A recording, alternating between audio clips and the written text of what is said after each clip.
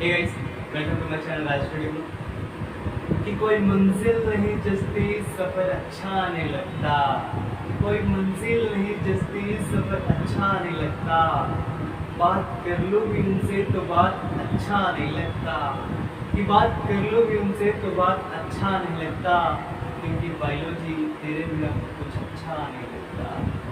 कैसे हैं आप लोग?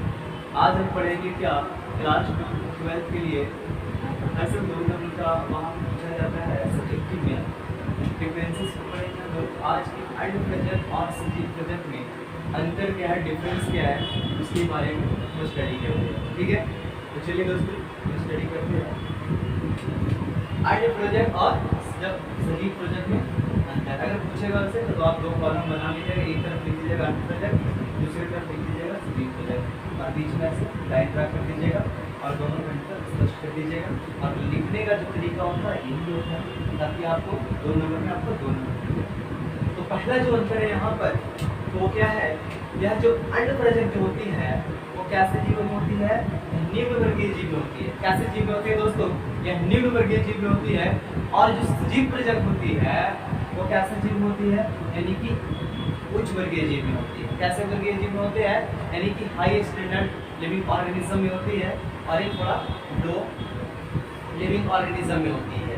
निम्न वर्गीय जीव में होती है और एक उच्च वर्गीय जीव में होती है। उच्च वर्गीय जीव क्या होते हैं, थोड़ा सा भी वेट करिए, आगे समझ में आ जाएगा। ठीक है, उसके बाद यह क्या होती है, यह सरल विधि के द्वारा होती है। कैसे विधि के द्वारा होती है, यह सरल विधि के द्वारा, सिंपल प्रोसेस के द्वारा यह अंड प्रोजेक्ट होता है।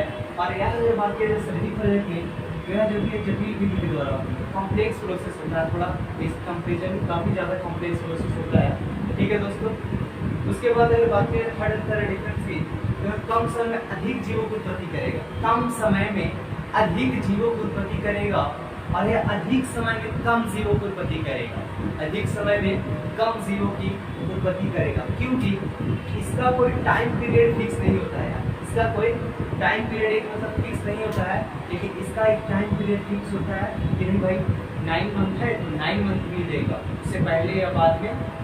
हाँ, थोड़ा बहुत 2 दिन 4 दिन डिफरेंस हो सकती है, लेकिन वो मंथ का 2-3 महीना 4 दिन का गैप ऐसे नहीं होगा, एक निश्चित पीरियड होगा एक। ठीक है दोस्तों, और उसी समय देगा और कम जीव की उत्पत्ति करेगा और अधिक समय लेगा। ठीक है दोस्तों, उसके बाद अगर बात किया जाए तो मोस्ट इम्पोर्टेंट है कि यह जो सजीव प्रोजेक्ट होती है वो स्तनधारी जंतुओं में होती है। कौन से जंतुओं में होती है, स्तनधारी जंतुओं या स्तनधारी जीवों में होती है। और यह स्तनधारी जंतुओं को छोड़कर सभी जीव होते हैं। अब यहाँ पर एक आप लोग को कंफ्यूजन होगा कि सर कि स्तनधारी जंतु क्या होता है। स्तनधारी जंतु क्या होते हैं भाई साहब, स्तनधारी जंतु जैसे अगर बात बोलोगे क्या हम लोग स्तनधारी जंतु है, तो बिल्कुल है, बिल्कुल है।